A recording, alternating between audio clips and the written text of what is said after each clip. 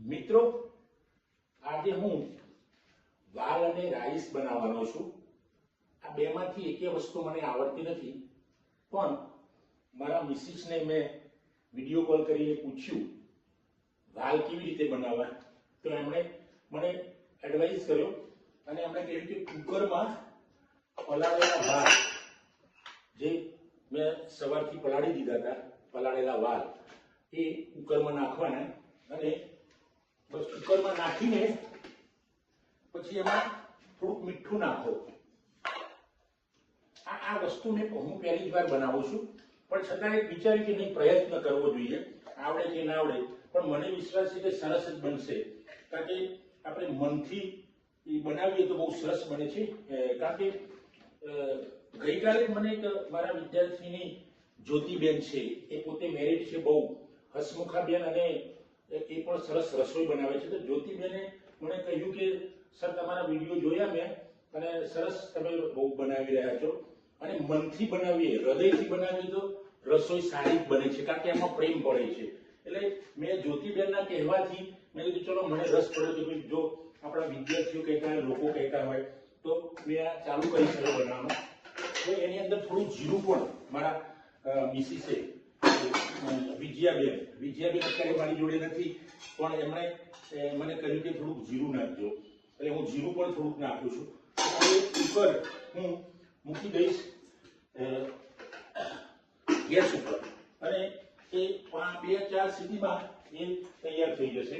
મિત્રો, આ કુકર પણ હું મૂકું છું, અને આ કુકર પછી વાલ ધીમે ધીમે તૈયાર થઈ જશે. 3-4 સીટીમાં વાલ તૈયાર થઈ જશે. કારણ કે મને એક રસ પડ્યો છે કે આવું કામ કરવાનો આનંદ તો આવે જ છે, સાથે સાથે મારા દીકરો અને દીકરી પણ અત્યારે મારી સાથે છે, તો એમને પણ મને એમ થાય છે કે જો એની મમ્મી હોત તો કેટલી સરસ રસોઈ બનાવીને જમાડે.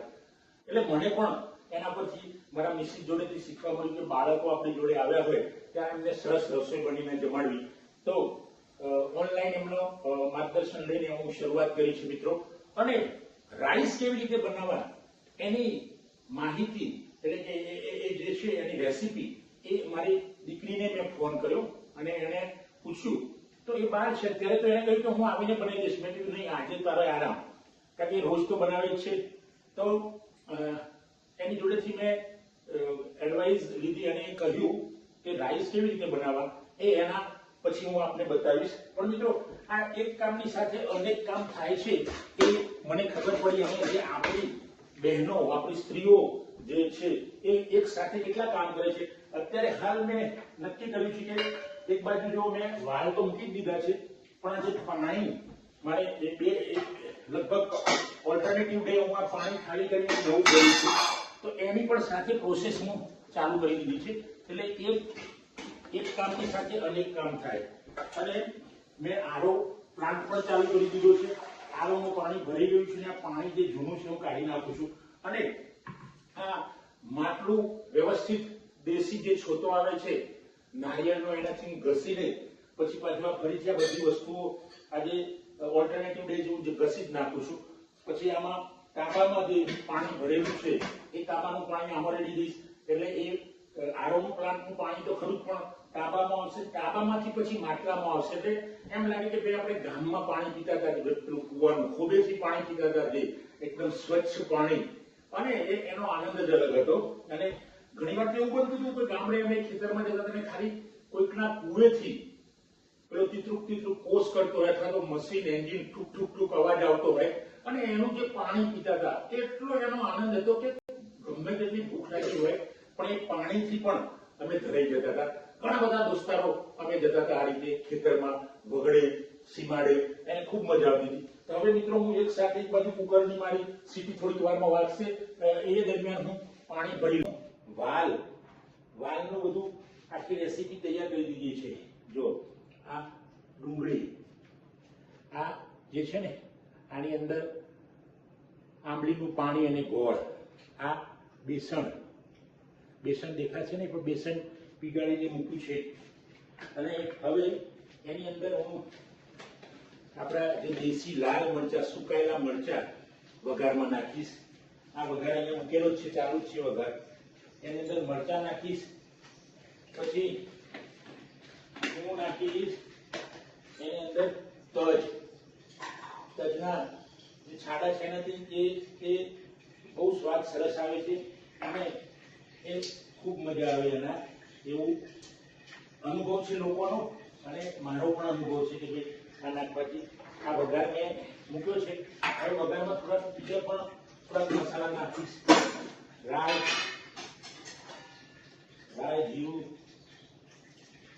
અને એનો અલૌકિક સ્વાદ આવશે એવો મને વિશ્વાસ છે.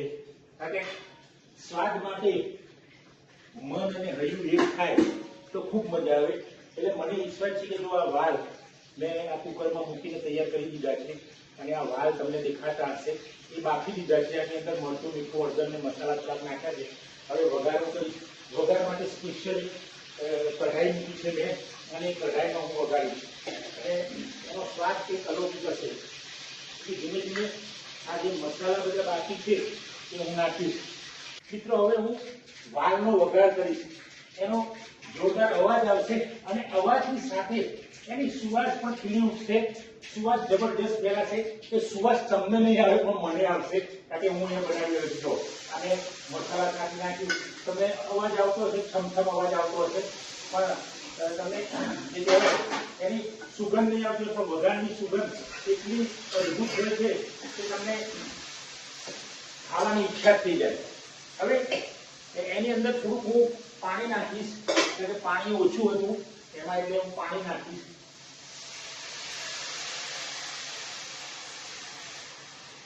મિત્રો એની સાથે સાથે મેં જે રાઈસ બનાવવાની વાત કરી હતી એ બાસમતી રાઈસ પાણીમાં મારી દીકરી કરમે કીધું કે 2 વાટકી રાઈસ લીધા હોય તો 4 વાટકી પાણી લેવાનું. એ રીતે એમાં જીરું, મીઠું નાખીને મેં મૂકી દીધા છે રાઈસ. ધીમા તાપે થશે. એ થશે એટલે આપણે ઓસાઈને પછી એની ભાત લઈને પછી હું એના રાઈસ બનાવીશ. એને વઘારીને સરસ રાઈસ બનાવીશ. કારણ કે આ રાઈસ બાસમતી છે. બાસમતીનું નામ તો અમદાવાદમાં શહેરમાં આવ્યા પછી ખબર પડી. ગામડામાં પેલા સસ્તા અનાજની દુકાનમાં જે દેશી ચોખા ખાતા હતા ત્યારે હું ખીચડી નાનપણથી બનાવતો હતો, ભાત બનાવતો હતો, પુલાવ, પણ એટલો ટેસ્ટ આવે નહીં. પછી સિટીમાં આવ્યા અને ખબર પડી કે આ તો ભાઈ બાસમતીમાંથી બનતા હતા એટલે એનો ટેસ્ટ અલગ હતો. એ વર્ષો પછી ખબર પડી. તો ઘણી બાબતોથી આપણે અનનોન હોઈએ છીએ કારણ કે આપણે ગામમાં રહ્યા હોઈએ છીએ પણ ગામથી આપણે એકદમ જાણીતા હોઈએ છીએ. તો મિત્રો આ છે રાઈસ તૈયાર થઈ જશે 5 મિનિટમાં. આ મેં વઘારી દીધું છે. એ પણ વાલ તૈયાર થઈ જશે. વાલ તૈયાર થઈ જશે, રાઈસ તૈયાર થઈ જશે એટલે હું, મારા સન અને મારી દીકરી અમે ત્રણેય જોડે બેસીને સરસ રીતે આનંદથી જમીશું. સાથે બેસીને જમીશું. દિવસમાં એક ટાઈમ તો સાથે જમવું જોઈએ એવું આપણા વડવાઓ દાદાઓ કહેતા હતા ને. એમાં જે આનંદ હોય, એમાં જે પ્રેમ હોય એ ખૂબ મજા આવે છે. અમે પણ જમીશું. સાથે સાથે જો મારું પાણી પણ ભરાઈ રહ્યું છે અહીંયા એટલે પાણી પણ અંદર આ નળ ચાલુ મેં કરી દીધો છે. પાણી પણ ભરાઈ જશે અને એક સાથે અનેક કામ થશે. મેં પ્લેટફોર્મ પણ સાફ કર્યું છે. સાથે સાથે પાછું ફરીથી બગડશે તો હું સાફ કરીશ. પણ આ ખૂબ મજા આવે છે, આનંદ આવે છે કામ કરવાનો. અને જાતે બનાવ્યા પછી જે દીકરા દીકરીને ખવડાવવાનો આનંદ છે જબરજસ્ત આવે છે. કારણ કે હું ખાઉં એના કરતા અમને ખવડાવવાની મને ખૂબ મજા આવે છે. તો મિત્રો આપણે આ રાઈસ અને લગભગ બનવા આવી ગયા છે તો આપણે મળીશું. મિત્રો મારા વાલ બની ગયા છે. અહીંયા વાલ તૈયાર છે અને હવે હું રાઈસનો વઘાર કરી રહ્યો છું. મારા બા આ તડકો કરતા દાળનો આને વઘાર્યું કહેતા. આ જો તેલ મેં એમાં ઉકાળ્યું છે અને એમાં જીરું નાખ્યું છે અને હવે આ હું ભાત વઘારી રહ્યો છું ઉપર નાખીને. આનો સ્વાદ કંઈક અલૌકિક જ આવે છે. આ જે ઉપરથી વઘાર કરવાનો જે સ્વાદ છે અને મારી બા પણ કહેતા હતા કે આવો વઘાર કરવાનો જે ટેસ્ટ હોય છે જબરદસ્ત હોય છે. મિત્રો આ તો ધીમે ધીમે ખબર પડી કે અહીંયા શહેર બાજુ આવી ભણ્યા, શિક્ષણ લીધું એટલે ખબર પડી કે ખાવાની જુદી જુદી રેસીપી હોય છે, વસ્તુઓ હોય છે. ગામમાં તો એ દાળ રોટલા, મકાઈના રોટલા, બાજરીના રોટલા, ખીચડી, પેલી સોસાયટીના કહીએ એટલે સસ્તા અનાજની દુકાનના ચોખા હોય અથવા તો એને હાર કહેતા અમે. લાલ ચોખા જે મારા ખેતરમાં જ પાકતા હતા એની ખીચડી અથવા તો એના ભાત, બધું ખીચડી ભાત બધું એક જ હોય. એ પણ એક અલૌકિક સ્વાદ હતો. તો મિત્રો આજે પણ હું જાતે રસોઈ બનાવીને હું આજે ન્યૂ શેફ જાણે બની ગયો હોય એ રીતે મેં રસોઈ બનાવી છે અને અમારા ભાત પણ તૈયાર થઈ ગયા છે. જો આ ભાત મેં વઘાડીને તૈયાર કરી દીધા છે અને હવે અમે સાથે મળીને જમીશું. મારી દીકરી કરમ અને મારો સન હંસક અમે સાથે જમીશું. દોસ્તો, આપણે ફરીથી મળીશું નેક્સ્ટ એપિસોડમાં. એ કંઈક નવું લઈને હું આવીશ, નવી રસોઈ કંઈક બનાવીશ, કારણ કે મને નવું શીખવાનો શોખ છે. થેન્ક યુ દોસ્તો.